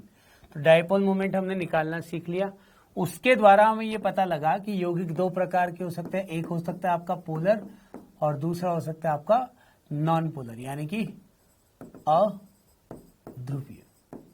अब अध्रुवीय के लिए म्यू इक्वल टू 0, ध्रुवीय के लिए म्यू नॉट इक्वल टू 0। ये बात तो मैंने आपको समझा दी। सेकेंड हम बात करेंगे अब किसकी? विलयशीलता की। तो विलयशीलता या सॉल्युबिलिटी की जब आप बात करोगे तो बेटा ये बात आपको मालूम है कि अगर मैं पोलर सॉल्यूट और सॉल्वेंट भी कैसा रखूं? पोलर, तो क्या होगा? विलयशीलता होगी। लेकिन अगर आपको बोल दिया जाए यहां पर non polar solute plus non polar solvent, तो भी क्या होगा? यहां पर विलेयता होगी ना, तो भी विलेयता होगी। अब क्वेश्चन ये आता है कि यहां पर विलेयता जो है, इसके लिए आप कौन सी विलायक की बात करोगे? तो यहां पे विलायक कौन सा होगा बेटा? H2O भी हो सकता है, अल्कोहल भी हो सकता है। वहीं अगर आपको नॉन पोलर की बात की जाए तो नॉन पोलर में क्या होगा? जैसे CCl4 ले लो आप। CCl4 क्या होता है? Carbon tetra chloride. और कौन सा हो सकता है यहाँ पे? क्या मैं CHCl3 ले सकता हूं क्या? CHCl3 क्या होता है? CHCl3 क्या होगा? बोलो बेटा, CHCl3 कौन सा यौगिक होता है? नाम बता दो। क्लोरोफॉर्म। बहुत बढ़िया, बहुत बढ़िया। तो क्लोरोफॉर्म भी कैसा होगा आपके पास? अध्रुवीय। क्या मैं ये बोल सकता हूं कि जितने भी आपके पास ऑर्गेनिक यौगिक होंगे, यानी कि ऑर्गेनिक सॉल्वेंट है, वो सारे के सारे अध्रुवीय होते हैं अल्कोहल के अलावा? तो ईथर भी आप इसमें ले सकते हो ना। ठीक है, तो अब आपको ये पॉइंट समझ में आ जाएगा कि ध्रुवीय यौगिक ध्रुवीय विलायकों में व अध्रुवीय यौगिक अध्रुवीय विलायकों में विलय होते हैं। जैसे H2O अल्कोहल, ये ध्रुवीय विलायक है, जबकि CCl4 हो गया, CS2 हो गया, बेंजीन हो गया, हेक्सेन हो गया, ये सब क्या है? यहाँ पे साइक्लोहेक्सेन भी ले सकते हो या हेक्सेन भी ले सकते हो आप, जो कि एल्केन को दर्शाएगा। तो ये सब क्या है आपके पास? अध्रुवीय विलायक। नेक्स्ट इसके बाद हमारे पास जो अगला गुण है वो कौन सा होगा यहाँ पर? स्थायित्व। अगला गुण है आपके पास स्थायित्व। अच्छा, अभी तक हमने कौन कौन से गुण पढ़ लिए बताओ एक बार। अभी तक हमने कौन कौन से गुण पढ़ लिए हैं? पहला पढ़ा आपने डाइपोल मोमेंट, है ना। दूसरा आपने पढ़ा था बेटा यहां पे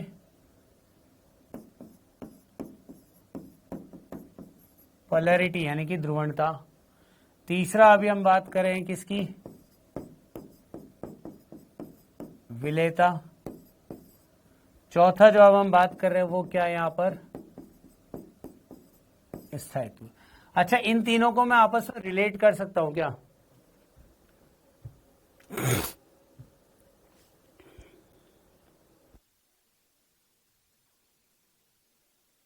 इन तीनों को रिलेट किया जा सकता है क्या? बोलो। ऊपर वाले जो तीन है ना, इन तीनों को रिलेट किया जा सकता है क्या? अगर डाइपोल मोमेंट की बात की गई, मुझे एक बात बताओ, डाइपोल मोमेंट किस पर डिपेंडेंट है? डेल्टा ई एन पर।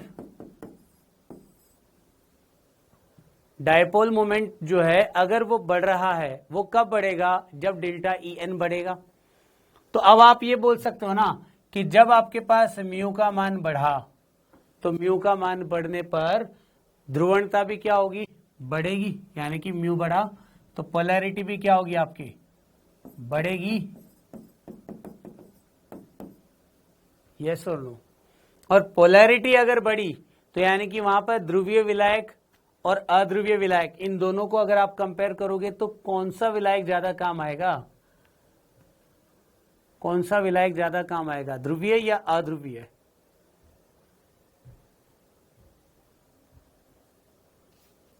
बेटा यहां पे पोलर होगा ना। पोलर अगर हुआ तो उस स्थिति में आप क्या बोलोगे? सॉल्युबिलिटी भी क्या होगी? बढ़ जाएगी। ठीक है, तो ये तीनों चीजें आपने रिलेट कर ली कि जैसे जैसे डाइपोल मोमेंट बढ़ेगा, डेल्टा ई एन का मान ज्यादा होने के कारण म्यू का मान बड़ा होगा, और म्यू का मान जितना ज्यादा होगा उतना ही ध्रुवीय यौगिक होगा। ध्रुवीय यौगिक होगा अगर, तो उस स्थिति में क्या होगा बेटा? वहां पे विलायक भी ध्रुवीय आवश्यक होगा, और जब विलायक ध्रुवीय आवश्यक है इसका मतलब विलेयता ज्यादा होगी, यानी कि सॉल्युबिलिटी वहां पर अधिक होगी। क्लियर है ये बात सबको?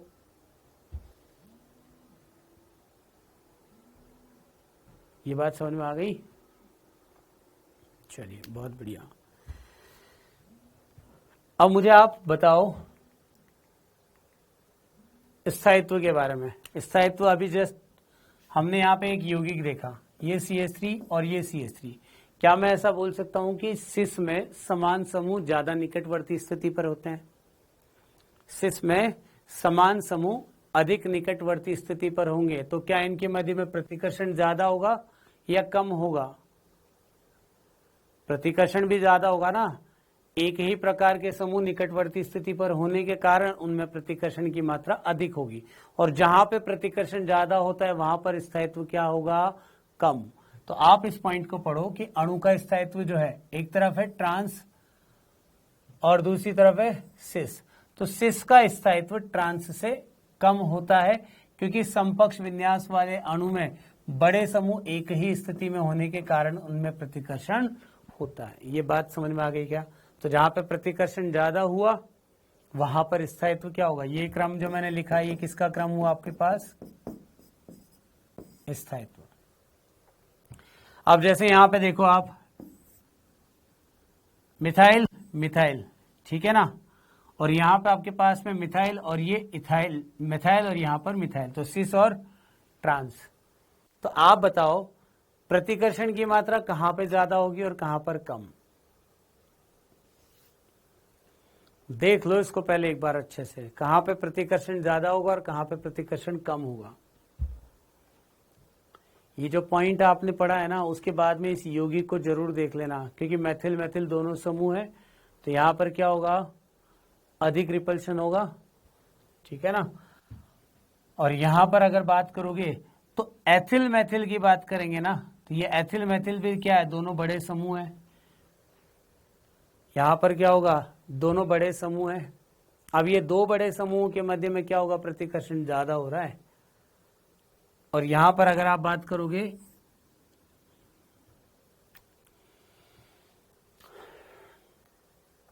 पहले इसको कंपेयर कर लो, फर्स्ट में आप इसको कंपेयर कर लो, देख लो इसको अच्छे से, दोनों समूह कैसे होंगे।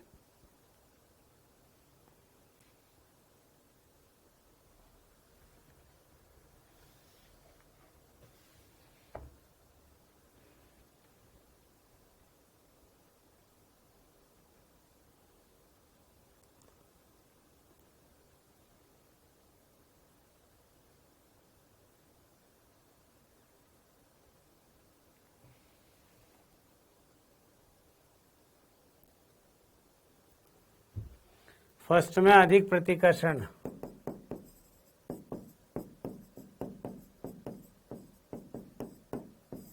और यहां पर क्या होगा,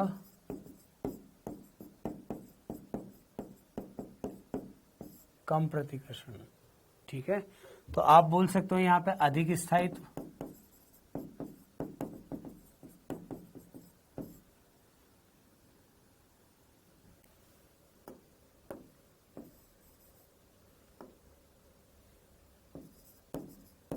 और यहां पे क्या होगा,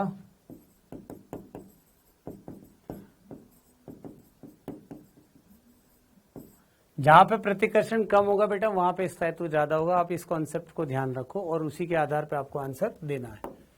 ठीक है, यहां पर आपको एक क्वेश्चन दे रखा है, उसमें कुछ गड़बड़ है, तो उस क्वेश्चन को अभी यहां पे डिस्कस नहीं करना है, इसमें थोड़ा गड़बड़ है। अब हम अगले टॉपिक पे बात करते हैं। हमारा अगला टॉपिक क्या है यहाँ पर, मेल्टिंग पॉइंट। मेल्टिंग पॉइंट यानी कि गलनांक। गलनांक को समझने के लिए आपको पहले यह समझना होगा कि हम किसको किस में परिवर्तित करते हैं। आपको ये मालूम होगा ठोस को हम किस में परिवर्तित करेंगे बेटा, द्रव में। ठीक है, तो ठोस और द्रव की बात जब आ जाए तो फिर हम किसकी बात करेंगे यहाँ पर, संकुलन दक्षता यानी कि पैकिंग एफिशिएंसी। तो अगर आपको बोला जाए कि जिसकी संकुलन दक्षता ज्यादा है उसके पास रिक्त स्थान क्या होगा, कम होगा। ये बात सबको समझ में आ गई। संकुलन दक्षता ज्यादा मतलब रिक्त स्थान कम होगा, और रिक्त स्थान अगर कम हुआ इसका मतलब आप ये बोल सकते हो कि उनके मध्य में अधिक आकर्षण होगा ना, और जहां पे आकर्षण बल का मान अधिक होगा वहां पर आपको उसे तोड़ने के लिए अधिक तापमान की आवश्यकता होगी या नहीं होगी। तो अब आप यहां पे देख सकते हो गलनांक में किसी यौगिक का गलनांक उसकी पैकिंग दक्षता यानी कि संकुलन दक्षता या पैकिंग एफिशिएंसी पर निर्भर करता है। तो जैसे आपको एक तरफ दे दिया विपक्ष रूप और एक तरफ दे दिया समपक्ष, यानी कि ये बात किसकी कर रहा है, ट्रांस, और ये बात किसकी कर रहा है बेटा यहां पर, सिस।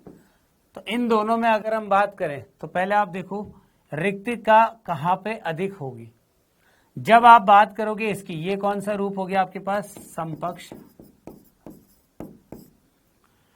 जैसा आपको मैंने बोला था कि सामान्यतया जहां पर म्यू का मान अधिक होगा यानी कि द्विध्रुव आघूर्ण का मान, वहां पर आपके पास में क्या होगा, आकर्षण भी अधिक होगा, यानी कि इंटरमोलिकुलर फोर्स उतना ही ज्यादा है, और इंटरमोलिकुलर फोर्स जितना ज्यादा होगा इसका मतलब रिक्त स्थान उतना ही कम। तो आप देख पाओगे ये समूह कौन सा आपका, समपक्ष, और ये कौन सा आपका विपक्ष यानी कि ट्रांस। तो अगर इसमें आपको कंपेयर करना है ना तो यहां पर आपको रिक्त स्थान क्या मिलेंगे, अधिक मिलेंगे, और रिक्त स्थान अधिक मिलेंगे इसका मतलब इसकी पैकिंग एफिशिएंसी क्या होगी, कम। यहां पर आप बात करोगे तो रिक्त स्थान आपको कम मिलेंगे, इसका मतलब यहां पर पैकिंग एफिशिएंसी क्या होगी, ज्यादा। तो ये बात ध्यान रखें कि गलनांक का जो क्रम है विपक्ष का ज्यादा होगा समपक्ष की अपेक्षा।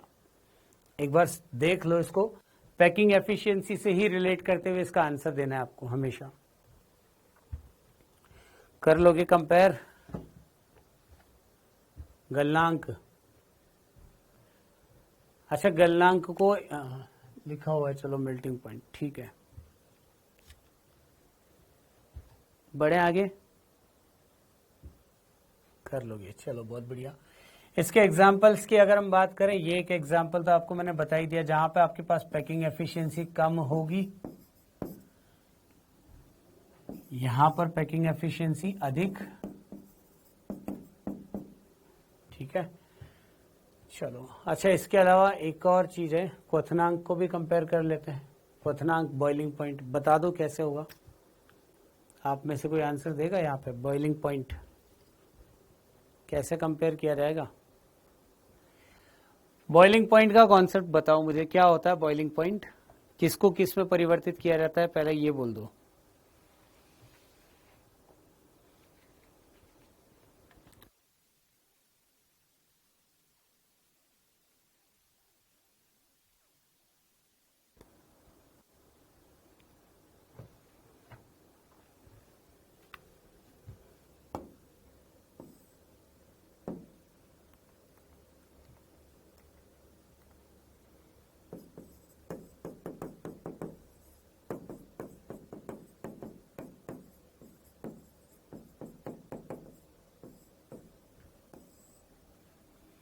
हाँ जी, बॉइलिंग पॉइंट का मतलब क्या होगा?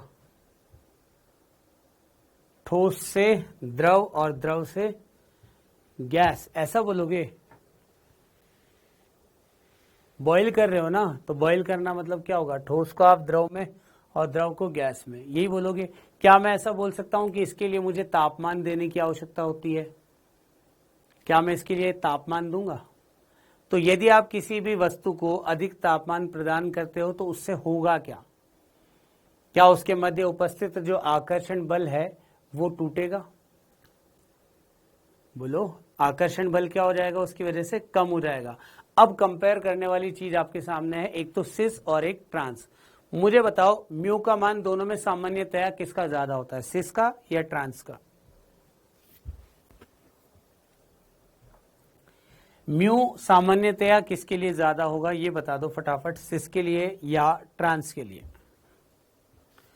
भाई, जिसका डाइपोल मोमेंट ज्यादा,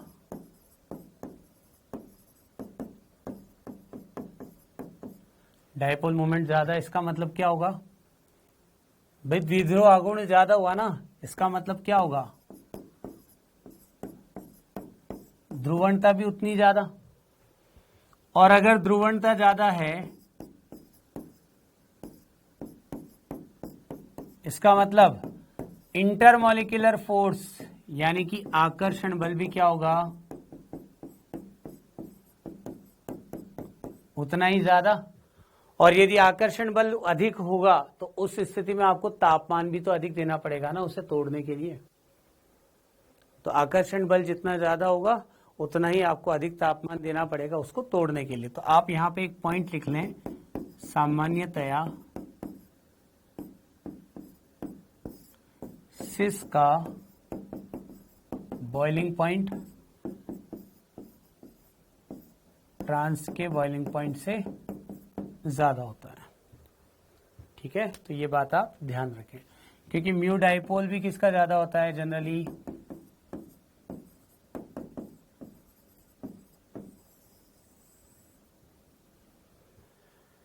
यहां तक कोई डाउट? ये अपनी सारी की सारी प्रॉपर्टीज होती है, यानी कि इसके सारे के सारे भौतिक गुण जो है वो हमने डिस्कस कर लिए। अब इसके बाद हम आते हैं अपना अगले टॉपिक पर।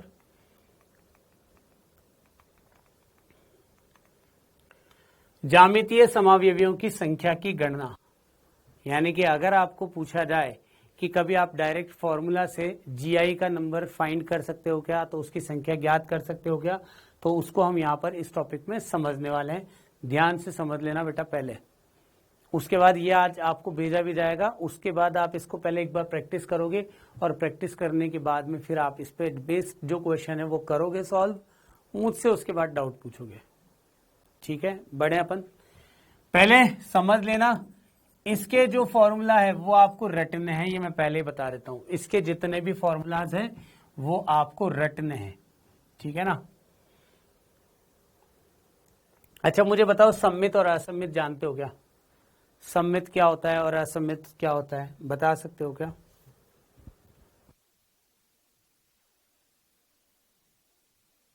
सममित क्या होता है, असममित क्या होता है, जानते हो?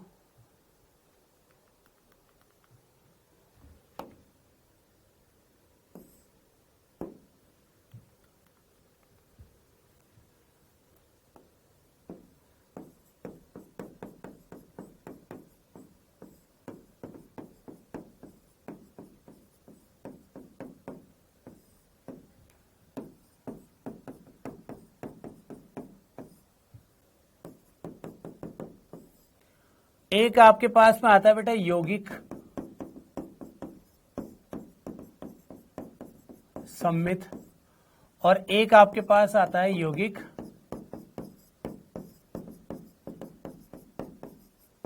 असममित। ठीक है, सममित का मतलब क्या होता है? सिमेट्रिकल, जिसे आप बोल सकते हो जो बिल्कुल एज इट इज दिखाई दे। ठीक है ना, और असममित यानी कि आप क्या बोलोगे वहां पर? अनसिमेट्रिकल बोल सकते हैं ना ऐसा? अरे हाँ या ना, पहले ये बोलो। और जब आप जीआई की बात कर रहे हो तो जीआई आपके पास सामने आती है, पहले दो चीजें दिमाग में आएंगी। पहला तो हम किसके सापेक्ष देखेंगे? द्विबंध के सापेक्ष। तो हमें जीआई देखना तो आ गया। द्विबंध के सापेक्ष आप क्या देखोगे कि जो sp2 संकरित कार्बन के साथ जुड़े हुए समूह है वो कैसे होने चाहिए? भिन्न।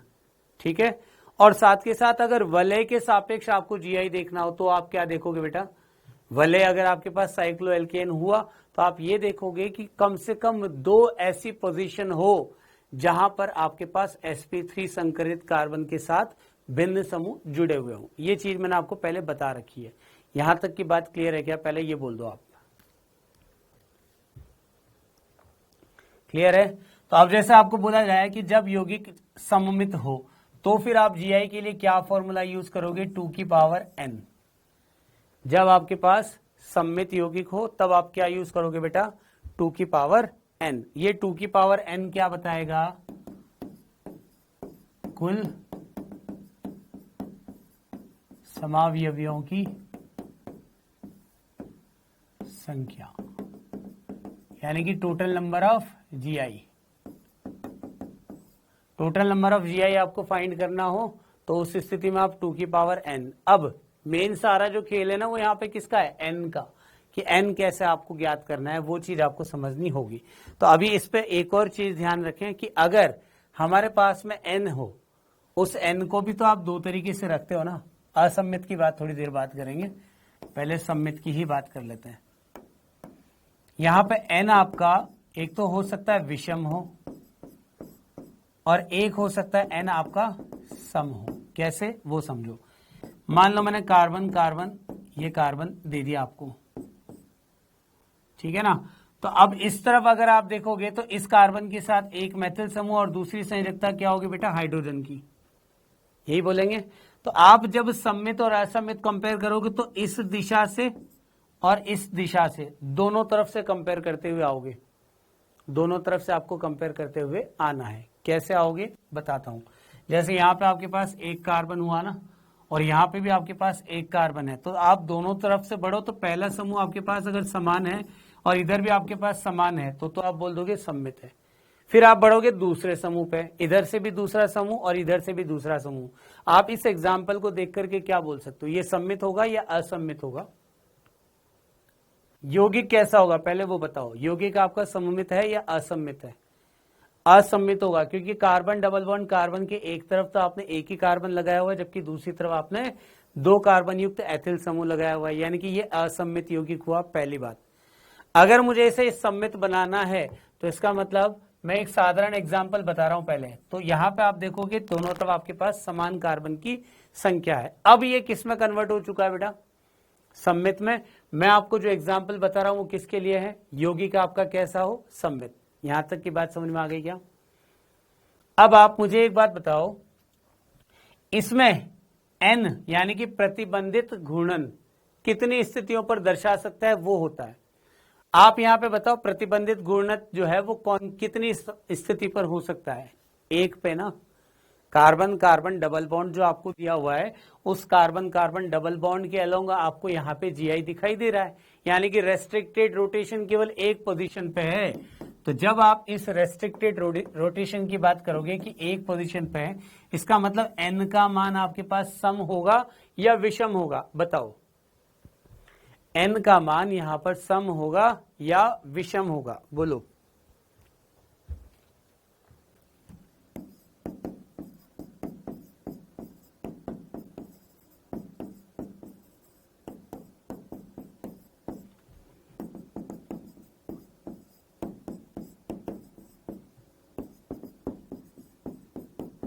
n होगा प्रतिबंधित गुणित समूहों की संख्या, और यहाँ पे n का मान आपके पास कितना है, 1। केवल एक जगह पे प्रतिबंधित गुणन होगा, इसका मतलब ये क्या हो गया आपके पास, विषम।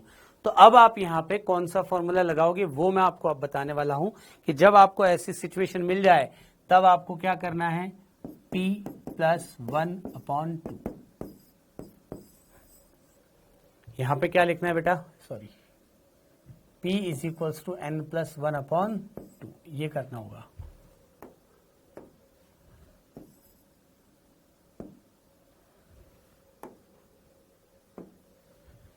p = n + 1/2, ये आप इसके लिए फॉर्मूला लिखोगे। ठीक है, अब क्वेश्चन दिमाग में चल रहा होगा, सर p क्या है यहां पर, हाँ या ना। ये तो आपके पास विषम के लिए लिखा है मैंने, ठीक है।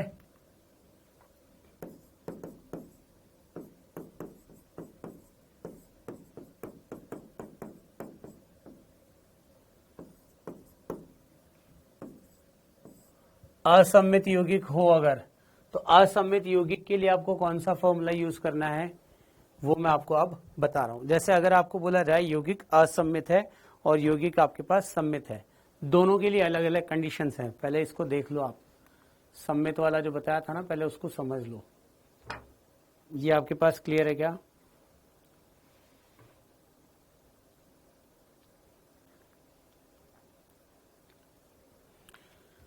अच्छा, आप में से कुछ सोच रहे होंगे कि सर n का मान विषम था, वो तो आपने बता दिया, लेकिन n का मान जब सम होगा तब कैसे निकालेंगे p? तो बेटा जब n का मान आपके पास सम हो तब p निकालेंगे n/2 से।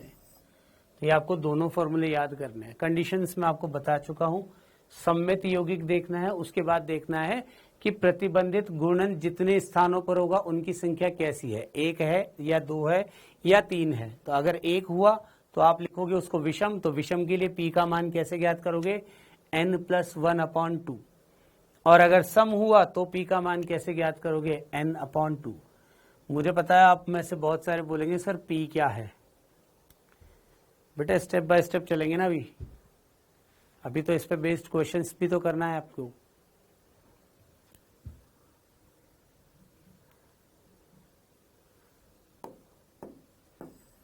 एक यौगिक बना रहा हूं मैं यहां पे, है ना, carbon carbon double bond carbon, फिर उसके बाद ये यहां पे आपने CH3 लगाया हुआ है, यहां पे CH3 हो गया, यहां पे CH2 हो गया और यहां पे हो गया CH। मुझे बताओ ये यौगिक कैसा है आपके पास, सममित होगा या असममित होगा, पहले ये बताओ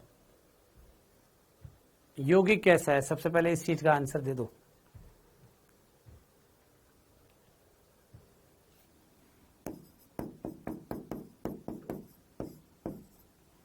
यौगिक कैसा होगा आपका, असममित,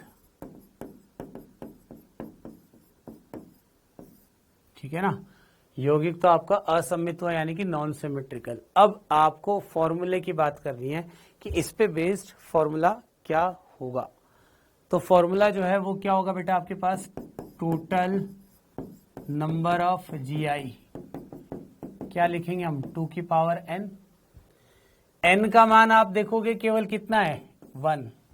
तो जब आपके पास n विषम हो तो उस स्थिति में p क्या होता है, n + 1/2। n का मान आपने कितना रखा है यहाँ पे, 1 + 1/2, यानी कि क्या होगा यहाँ पे 2/2, कितना आएगा आपके पास, 1। यहां तक की बात सबको समझ में आ गई क्या? पहले इसको अप्लाई करना मैंने आपको सिखाया है, अभी उसके बाद p की बात करूंगा। पहले इतना आंसर दे दो मुझे आप कि इतना क्लियर है क्या?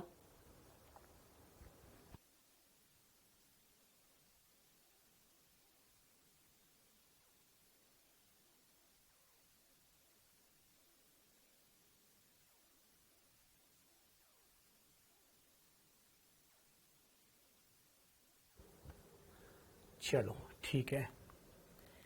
अब अगर मान लो मैं यहां पे यौगिक ले रहा हूं, कैसा,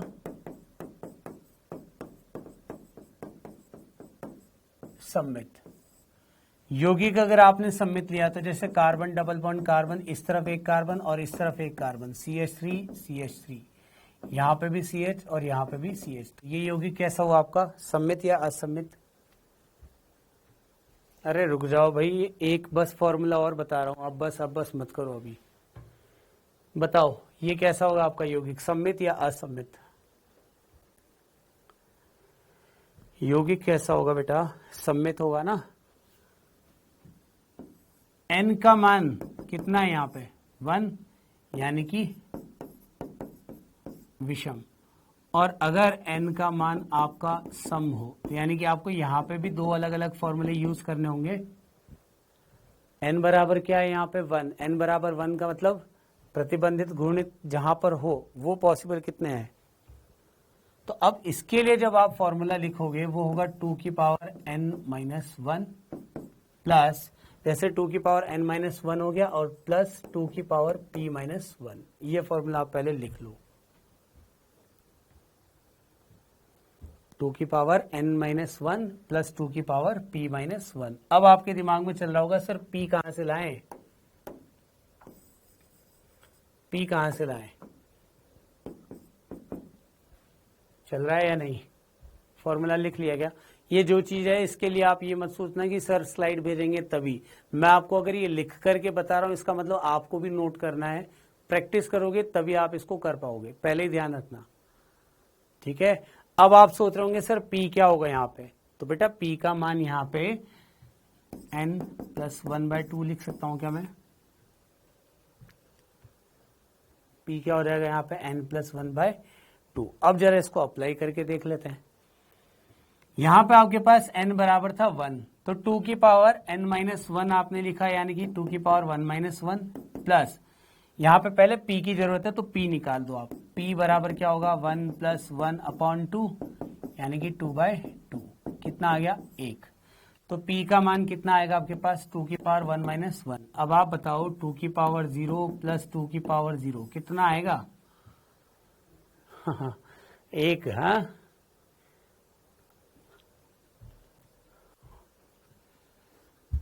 मेरी बात शायद आपने ध्यान से नहीं सुनी। मैंने शुरुआत में इस टॉपिक को समझाते टाइम एक बात बोली थी, बेटा ये फॉर्मूला है और फॉर्मूला आपको रटना है, बस दैट्स इट।